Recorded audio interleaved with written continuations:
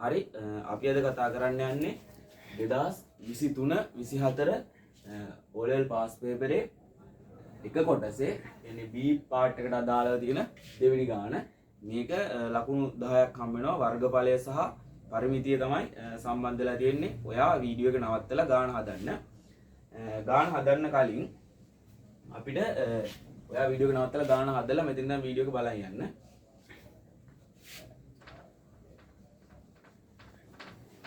ගාන කියලා තියෙන්නේ රූපේ දැක්වෙන ABC ඍජුකෝණී ත්‍රිකෝණාකාර බිම් කොටසකින් හා ABC කියන ඍජුකෝණී ත්‍රිකෝණයක් තියෙන බිම් කොටසක් තියෙනවලු.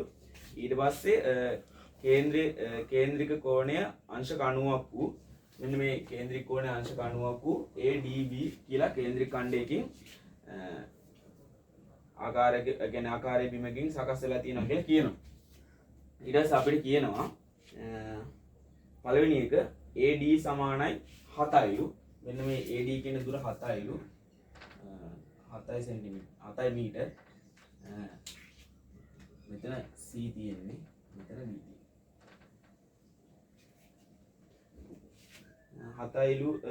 7යි ACD කේන්ද්‍රික කොටසේ C ඉඳන් D තෙක් මායමට වැටක් හදනවා නම් වැටේ දිග හොයන්න කියලා කියන්නේ. ඉස්සරළම අපිට කියන්නේ මෙන්න මේ C වල ඉඳන් D ට වෙනකම් වැටක් හදනවලු.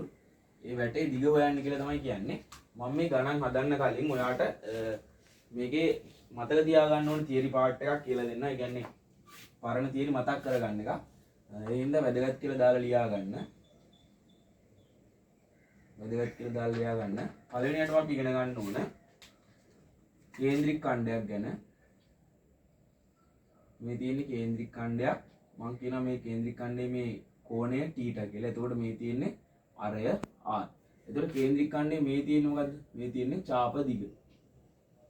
ඡාප දිග තමයි මේ කේන්ද්‍රික ඛණ්ඩයේ තියෙන්නේ. එතකොට ඉස්සෙල්ලා අපි දැනගන්න ඕන කේන්ද්‍රික ඛණ්ඩයක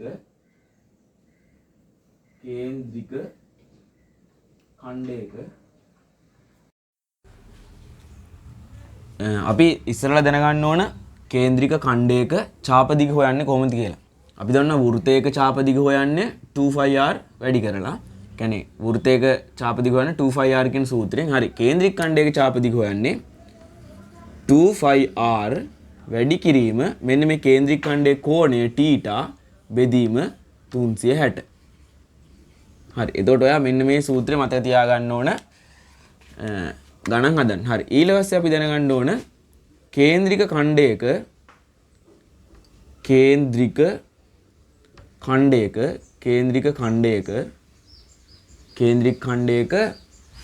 පරිමිතිය. කේන්ද්‍රික ඛණ්ඩයක පරිමිතිය හොයන්නේ කොහොමද කියලා. කේන්ද්‍රික ඛණ්ඩයක පරිමිතිය.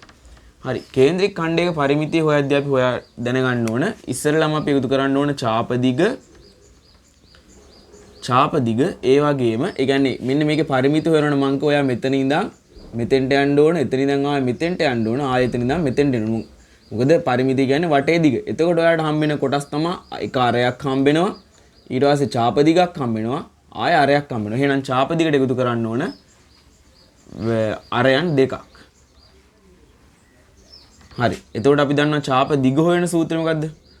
2πr වැඩි කිරීම θ බෙදීම 360යි. එතකොට 2r කියලා එනවා. මෙන්න මෙහෙම තමයි අපි කේන්ද්‍රික ඛණ්ඩයක පරිමිතිය හොයන්නේ. මේ හොයන්නේ කේන්ද්‍රික ඛණ්ඩයක ඡාප දිග. හරි. ඊට පස්සේ අපි දැනගන්න ඕන කේන්ද්‍රික ඛණ්ඩයක වර්ගඵල හොයන විදිය. කේන්ද්‍රික ඛණ්ඩයක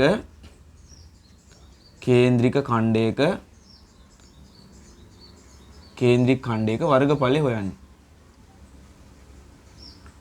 කේන්ද්‍රික ඛණ්ඩයක වර්ගඵලය හොයන්නේ 5r වර්ග වැඩි කිරීම. කියන්නේ අපි දන්න වෘත්තයේ වර්ගඵලය හොයන්නේ 5r වර්ගය. එහෙනම් කේන්ද්‍රික ඛණ්ඩයේ වර්ගඵලය හොයන්නේ 5r වර්ගය වැඩි කිරීම θ බෙදීම 360යි. θ බෙදීම 360.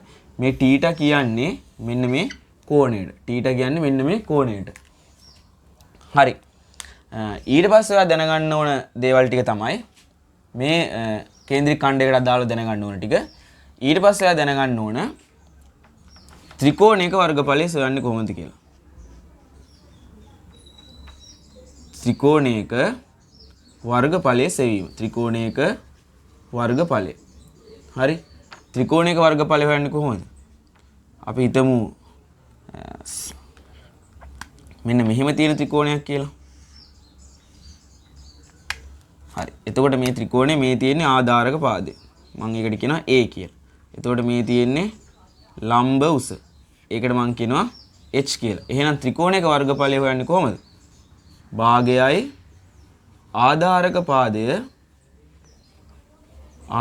පාදය වැඩි කරනවා ලම්බ උසින්. ලම්බ උසින්. හරි. එතකොට භාගයයි මේකේ ආධාරක පාදය මම කිව්වා මේ A කියලා. එහෙනම් ලම්බ උස මෙන්න මේ h. හරි. එතකොට ත්‍රිකෝණයක වර්ගඵලය හොයන්නේ ඔන්න ඔහොම.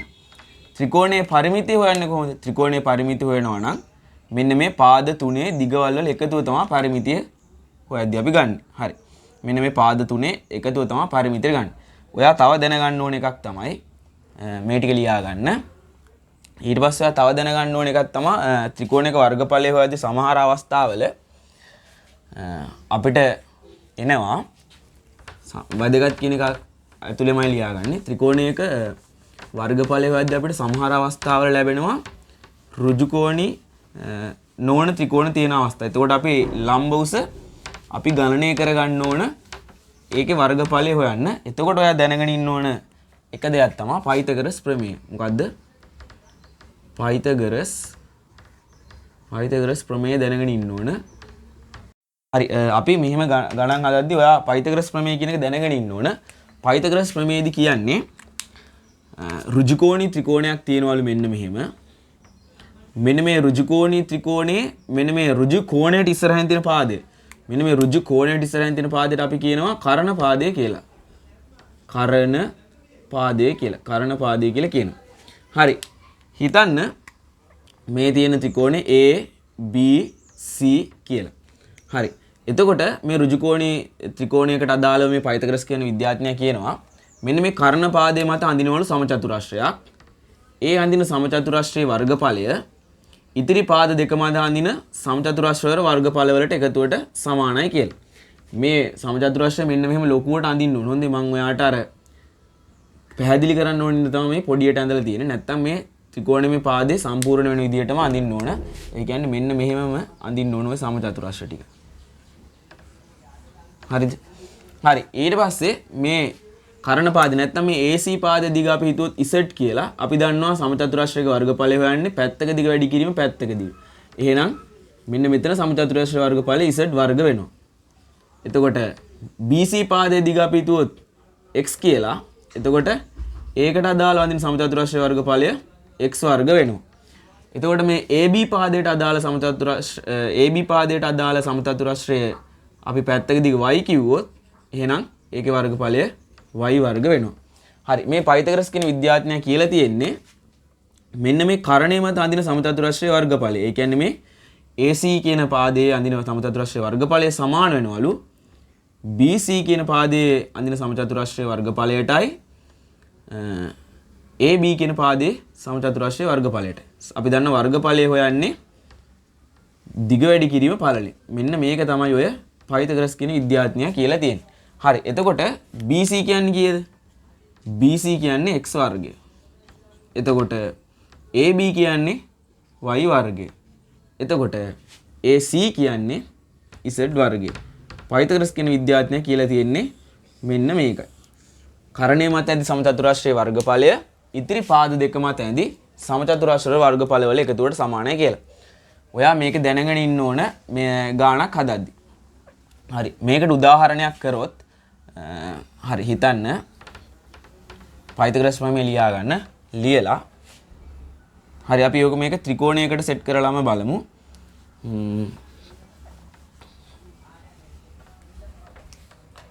ඔයාට මෙතන A කියන පාදේ දීලා තියෙනවා A කියන පාදේ දීලා තියෙනවා 6යි කියලා. එතකොට H කියන පාදය දන්නේ නැහැ. හැබැයි මෙන්න මේ පාදය AC කියන පාදේ දීලා තියෙනවා 5යි කියලා. හරි. දැන් අපි දන්නවා මේක අපි හිතමු සමපාද සමද්විපාද ත්‍රිකෝණයක් කියලා. එහෙනම් මෙන්න මේ මැද්දට අඳින ලම්බකයෙන් මේ දෙපැත්ත සමානව බෙදෙනවා. හරි. එතකොට මට මේ පොඩි ත්‍රිකෝණය අඳින්න පුළුවන් මෙන්න මෙහෙම. හරි. එතකොට මෙතන අංශක 90යි. A කියන පාදයේ සමානව දෙකට බෙදපුවාම එහෙනම් මෙතන 3යි. AC කියන පාදයේ 5යි. දැන් අපි දන්නවා අපිට ත්‍රිකෝණයක වර්ගඵලය හොයන්න නම් මෙන්න මේ AB කියන පාදේ හොයා ගන්න ඕන. මෙන්න මේ AB කියන පාදේ හොයා ගන්න ඕන. එතකොට AB කියන පාදේ හොයා ගන්න අපි ඔන්න පයිතගොරස් ප්‍රමේය පාවිච්චි කරනවා. පයිතගොරස් ප්‍රමේය කියන්නේ මොකද්ද? කරණයේ වර්ගය සමානයි ඉතිරි පාද දෙක මත ඇඳි සමචතුරස්‍රයේ වර්ගඵලයට කියලා. එහෙනම් මේකේ කරණය 5යි. එහෙනම් 5 වර්ගය සමානයි 3 වර්ගයේ ධන මෙන්න මේ AB කියන පාදයේ වර්ගයට. AB කියන පාදයේ වර්ගයට. කරණයේ වර්ගය 25යි. BC කියන පාදයේ වර්ගය 9යි. AB කියන පාදයේ වර්ගය අපි දන්නේ නැහැ. හරි. එහෙනම් මේ 9 මේ පැත්තට 25න් 9ක් අඩු වුනහම 16යි. එතකොට AB කියන පාදයේ වර්ගය 16යි කියලා එනවා. අපි දන්නවා 16 නම් වර්ගය වර්ග මූලය ගන්න ඕන. මේක මෙතන ලියනවා. වර්ග මූලය ගන්න ඕන. AB කියන පාදයේ සමාන වෙනවා 16 වර්ග මූලය. ඒ කියන්නේ 4යි. එහෙනම් මෙන්න මේ දිග 4ක් කියලා එනවා. අන්න අපිට දැන් තේරෙනවා පයිතගොරස් ප්‍රමේය වැදගත්කම. එතකොට ඍජුකෝණී නොවන ත්‍රිකෝණයක් ඇවිල්ලා මෙන්න මෙහෙම හොයාගන්න තිබුණොත් අපිට පයිතගොරස් ඒ කියන්නේ ලම්බ උස අපිට හොයාගන්න තිබුණොත් පයිතගොරස් ප්‍රමේය වැදගත් වෙනවා. හරි. දැන් අපි ගැටලුවට යන්. වැදගත් කියන කොටස ඉවරයි. දැන් අපි බලමු ගානේ මොනවද කියලා තියෙන්නේ කියලා. ඔයා වීඩියෝ එක නවත්තලා අවශ්‍ය දෙයක් තියෙනවා නම් ලියා ගන්න.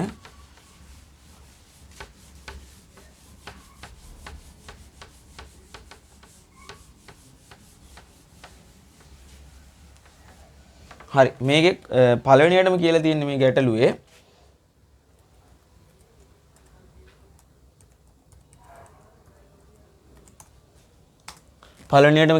ගැටලුවේ BC කියන පාදයේ දිගේ වැටක් ගහනවලු. අන්නේ වැටේ දිග හොයන්න කියලා තමයි කියන්නේ. එතකොට BC කියන්නේ ඡාප දිගක්.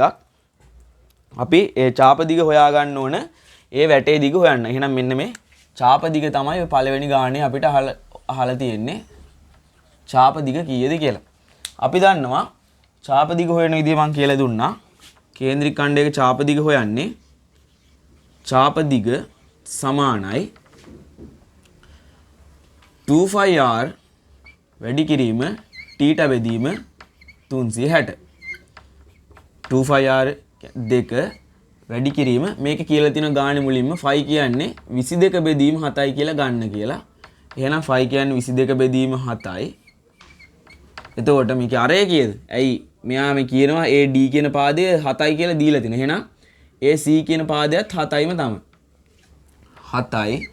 එතකොට මේකේ θ කීයද? මෙන්න මෙතන අංශක 90යි. එතකොට මේ θ කියන්නේ අංශක 90යි. θ කියන්නේ අංශක 90යි. එහෙනම් 90 බෙදීම 360යි. 90 බෙදීම 360යි. එතකොට මේකේ උත්තරේ එන්නේ මේ 7ට 7 කැපෙනවා. 90 කිය 90ට 90 ඒවා 1යි 360ට 90 ඒවා 4යි. එහෙනම් 2ට 2 ඒවා 1යි 4ට 2 ඒවා 2යි 2ට 2 ඒවා 1යි 22ට 2 ඒවා 11යි. එහෙනම් අපිට ඡාප දිග එන්නේ 11යි මීටර කියලා. හරි 11යි මීටර කියලා එන්නේ. ඔයා මේක පළවෙනි රෝම ඉලක්කම මේක හදලා තියෙනවා නම් හරියට ඔයාට ලකුණු දෙකක් හම්බ වෙනවා. ඡාප දිග හොයලා තියෙනවා නම් ලකුණු දෙකක් හම්බ වෙනවා. හැබැයි මෙන්න මෙතන ඒකක දාලා තියෙන්න ඕන. ඒකටත් එක තමයි එක ලකුණක් දෙන්නේ. එතකොට 11 මීටර කියලාම දාලා තියෙනවා නම් ලකුණු දෙකක් හම්බ වෙනවා. හරි. අපි දැන් රෝම ඉලක්කම් දෙවෙනි එක බලමු. රෝම ඉලක්කම් 2. රෝම ඉලක්කම් 2. රෝම ඉලක්කම් 2 කියන්නේ ACD බිම් කොටසේ වර්ගඵලය සොයන්න. ACD කොටසේ ACD කොටසේ වර්ගඵලය හොයන්න. අපි දන්නවා ACD කියන්නේ මොකද්ද? ACD කියන්නේ කේන්ද්‍රික ඛණ්ඩයක්. ACD කියන්නේ ACD කොටසේ වර්ගඵලය.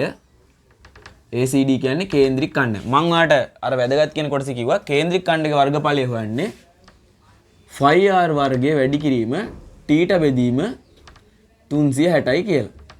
එතකොට 5 කියන්නේ 22 බෙදීම 7යි.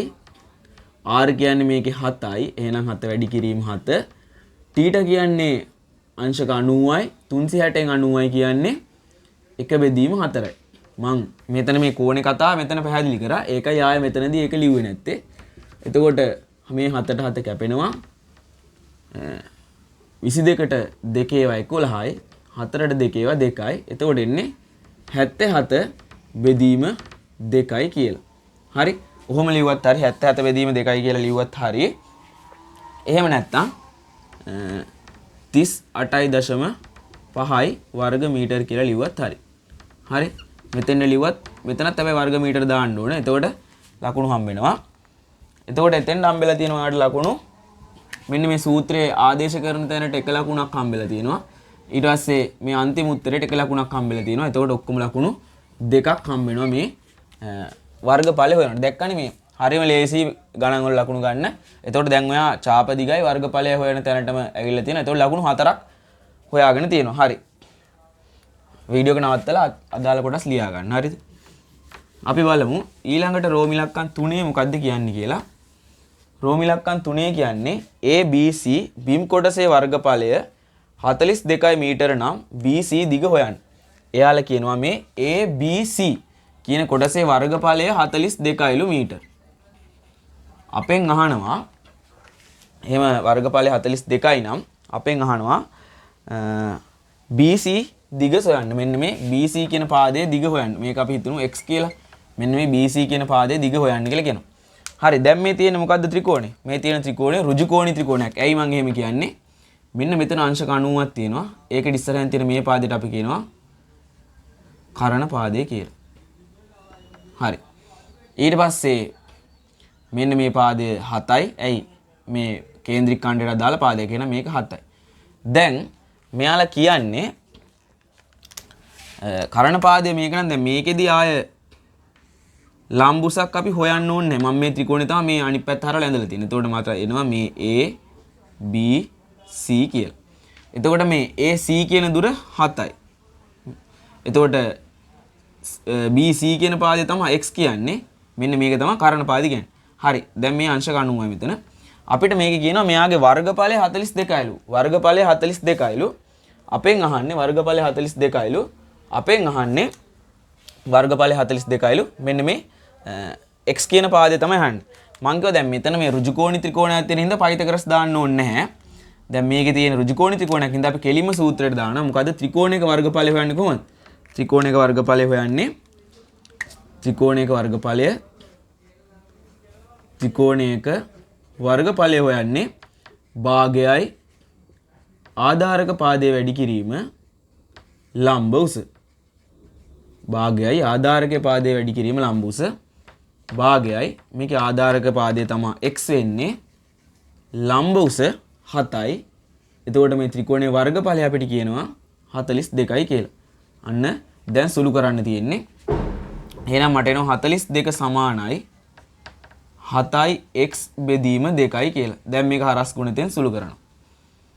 එතකොට මට එනවා 42 වැඩි කිරීම 2 බෙදීම 7 සමානයි x කියලා. හරිද? එතකොට 7ට 7 ඒවා 1යි 42ට 7 ඒවා 6යි. එහෙනම් x සමානයි 12යි මීටර කියලා එනවා. x සමානයි 12යි මීටර කියලා එනවා. හරි. එතකොට මෙන්න මේ BC කියන පාදයේ දුර 12යි මීටර කියලා එනවා. හරි. මේකේ ලකුණු හම්බෙන්නේ මේකේ ලකුණු හම්බෙලා තියෙන්නේ ඔයා මෙන්න මේ සූත්‍ර ලියනවට එක ලකුණක් ඒ සූත්‍ර ලියනවට එක ලකුණකුයි මේ ආදේශයටත් එක්ක එක ලකුණකුයි හම්බෙලා මේ අන්තිම උත්තරේ මීටර එක්කම දාලා තියෙනට එක ලකුණක් හම්බ වෙනවා. එතකොට මෙන්න මේකට ලකුණු ඔක්කොම 3ක් හම්බෙලා තියෙනවා. හරි.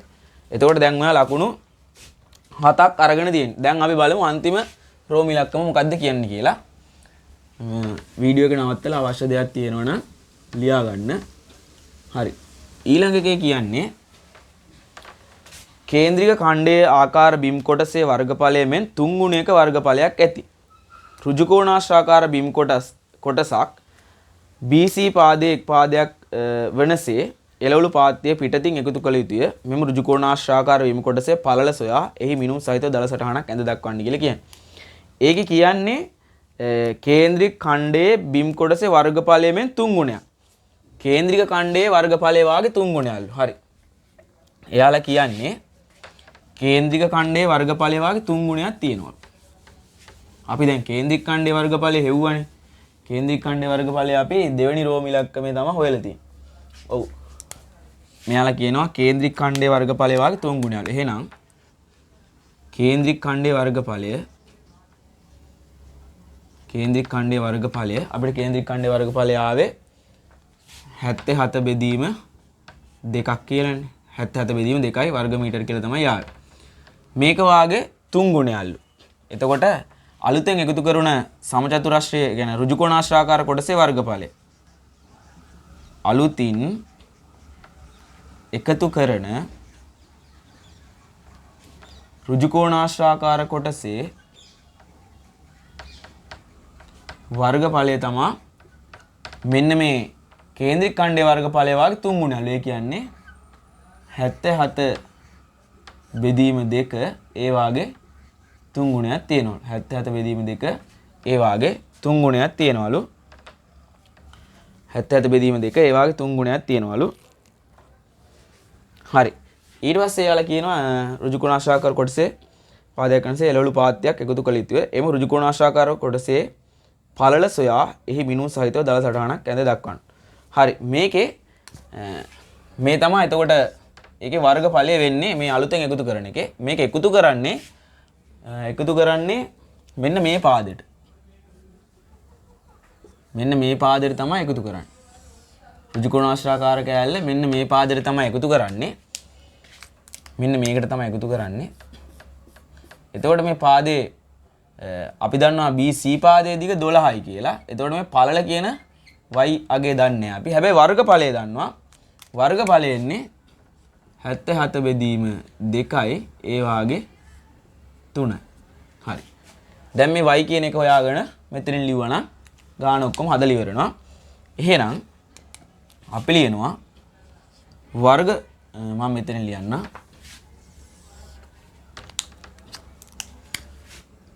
වර්ගඵලය සමානයි දිග වැඩි කිරීම පළල.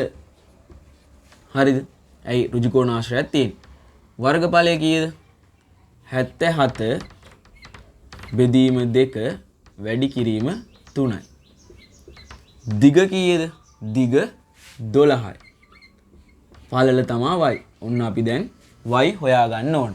එහෙනම් 12 ඒ කියන්නේ මේක හරස් ගුණිතෙන් සුළු කරාම 12 යටට එනවා y ඒ පැත්තේ එහෙම තියෙන. එහෙනම් එනවා මට y සමානයි 77 බෙදීම 2 වැඩි කිරීම 3 1 යට 12 කියලා එනවා.